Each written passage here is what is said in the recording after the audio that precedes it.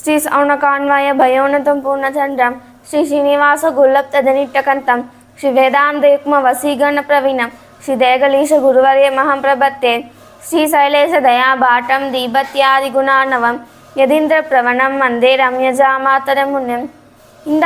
இன்று மார்கழி மாதத்தின் 14ஆம் நாள், திருப்பாவையின் 14ஆம் பாசுரம். இந்த பாசுரத்தில் தாயார் 9ஆம் தோழியை எழுப்புகின்றார். இந்த தோழி எப்படிப்பட்டவள் என்றால், வாய்ப்பேச்சில் வல்லமையான பெண்ணாவாள். அதாவது தன்னுடைய வாய்ப்பேச்சினாலே கண்ணனை மயக்குபவள். மேலும் இந்த வைஷ்ணவ சம்பிரதாயத்தில் அனைத்து விதமான தகுதிகளும் உடைய பெண்ணை இந்த பாசுரத்தில் எழுப்புகின்றார். உங்கள் புழக்கடை தோட்டத்து வாழ்வியுள் செங்கல் நீர் வாய் நிகழ்ந்து ஆம்பல் வாய் கூம்பின கான் செங்கல் பொடிக்கூரை வெண்பல் தவத்தவர் தங்கள் திருக்கோவில் சங்கிடுவான் போதந்தார் எங்களை முன்னம் எழுப்புவான் இவாய் பேசும் நங்காய் எழுந்திடாய் நானாதாய் நாவுடையாய் சங்கோடு சக்கரம் ஏந்தும் தடற்கையன் பங்கையர் கண்ணானை பாடேலோரெம்பாவாய்.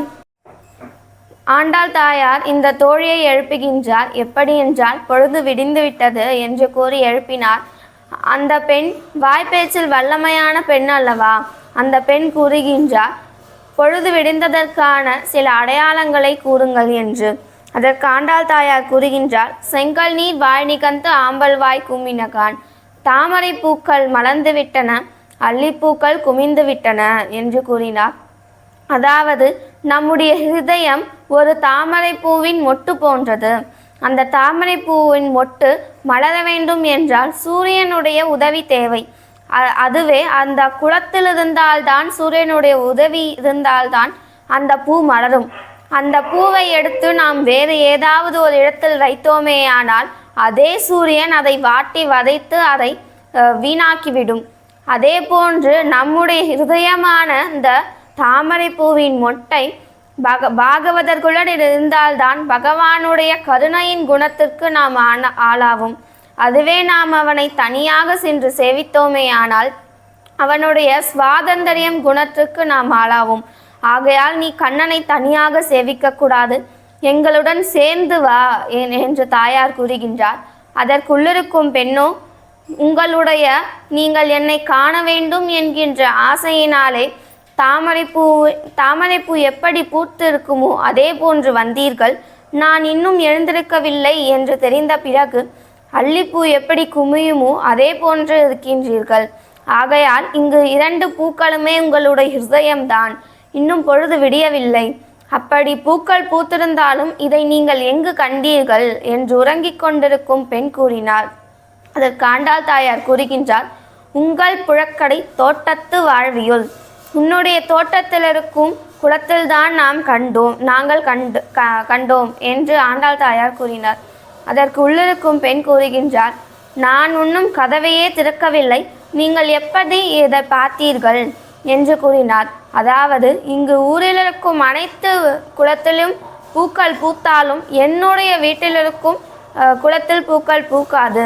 எப்படி என்றால், சுவாமி நம்மாழ்வார் 6வது ஆழ்வானிடம் சேவிக்கின்றார். இந்த திருக்குடந்தையில் இருக்கும் அனைத்து குளத்தில் இருக்கும் தாமரை பூக்களும் பூத்துவிட்டது.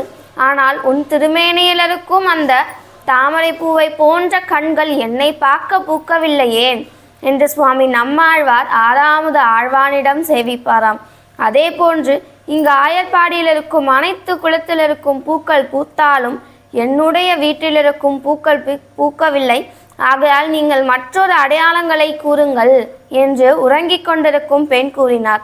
அதற்கு ஆண்டாள் தாயாரோ, செங்கல் பொடிக்கூரை வெண்பல் தவத்தவர், அதாவது காஷாயம் கட்டி கொண்டிருக்கும் முனிவர்கள் தங்கள் திருக்கோயில், அவர்களுடைய கோவிலில் திருவாராதனம் செய்கின்றனர். அது உனக்கு தெரியவில்லையா என்று 2வது அடையாளத்தை கூறி இந்த பெண்ணை எழுப்புகின்றார்கள். இப்படி தாயார் கூறியும் அந்த பெண் எழுந்திருக்கவில்லை. ஆகையால் தாயார் கூறுகின்றார், எங்களை முன்னம் எழுப்புவான் நீ வாய் பேசும்.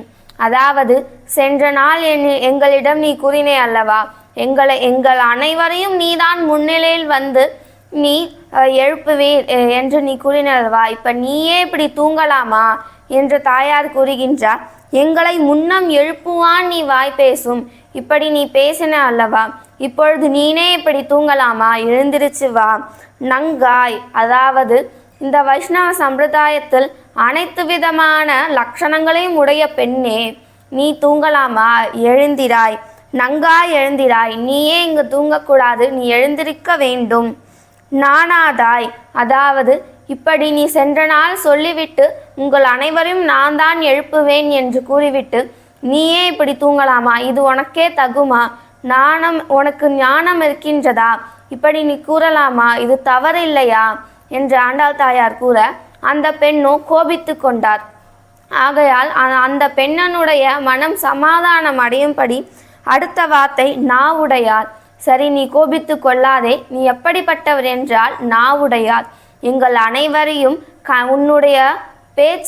உன்னுடைய பேச்சினாலே கண்ணனை மயக்கி எங்கள் அனைவரையும் நீ கண்ணனுடன் சேர்த்து வைப்பாய் அல்லவா? இப்படி கூறி அந்த பெண்ணை சமாதானப்படுத்துகின்றார். அந்த பெண்ணும் சாந்தமானாள். இப்பொழுது தாயார் கேட்கின்றாள், இப்பொழுது நீ கண்ணனை சேவிக்க வரலாமல்லவா என்று கேட்க அந்த பெண் கூறுகின்றார், 11ஆம் பாசுரம் வரை கண்ணனை கூறினீர்கள், 12ஆம் பாசுரமும் 13ஆம் பாசுரமும் கண்ணனையும் ராமரையும் கூறுகின்றீர்களே, இப்பொழுது நாம் யாரை சேவிக்கப் போகின்றோம், அதை நீங்கள் கூறுங்கள் என்று அந்த பெண் கேட்க அதற்கு ஆண்டாள் தாயார் கூறுகின்றார், இங்கு இருவருமே ஒருவர்தான், நாம் இருவருமே தான் சேவிக்கப் போகின்றோம். அந்த பெண் கூறுகின்றார், இருவரும் ஒருவரே என்பதற்கான ஒரு அடையாளத்தை கூறுங்கள் என்று அந்த பெண் கேட்க ஆண்டாள் தாயார் கூறுகின்றார், சங்கோடு சக்கரம் ஏந்தும் தடக்கையன். கண்ணனுக்கும் சங்கு சக்கரம் உண்டு, இந்த ராமருக்கும் சங்கு சக்கரம் உண்டு. அப்படி சங்கும் சக்கரமும் ஏந்தி கொண்டிருக்கும் பகவானை பாடப்போகின்றோம் என்று ஆண்டாள் தாயார் கூறினார். அந்த பெண் கேட்கின்றார், ராமருக்கு எங்கே சங்கு சக்கரம் இருக்கின்றது என்று அந்த பெண் கேட்க ஆண்டாள் தாயாரும், ராமருக்கும் சங்கு சக்கரம் உண்டு, இந்த பரதாழ்வாரும் சத்ருக்கன ஆழ்வாரும் தான் அந்த சங்கு சக்கரம். அந்த பெண்ணும் மிகுந்த சந்தோஷத்துடன் நானும் உங்களுடன் வருகின்றேன் என்று கூறி பங்கையர் கண்ணானனை பாடேலோர் எம்பாவாய், இப்படிப்பட்ட கண்ணனை நாம் எல்லாம் பாடப்போகின்றோம் என்று சந்தோஷத்துடன் வருகின்றாளாம். எங்கள் கதியே ராமானுஜமுனியே ஸ்ரீமதே ராமானுஜாய நமஹா. ஆழ்வார் எம்பெருமானார் ஜி.எஸ். சுவாமிகள் திருவடிகளே சரணம். ஆண்டாள் தாயார் திருவடிகளே சரணம். திருக்கோயிலூர் எம்பெருமானார் ஜி.எஸ். சுவாமிகள் திருவடிகளே சரணம். கோவிந்தாச்சாரியன் திருவடிகளே சரணம்.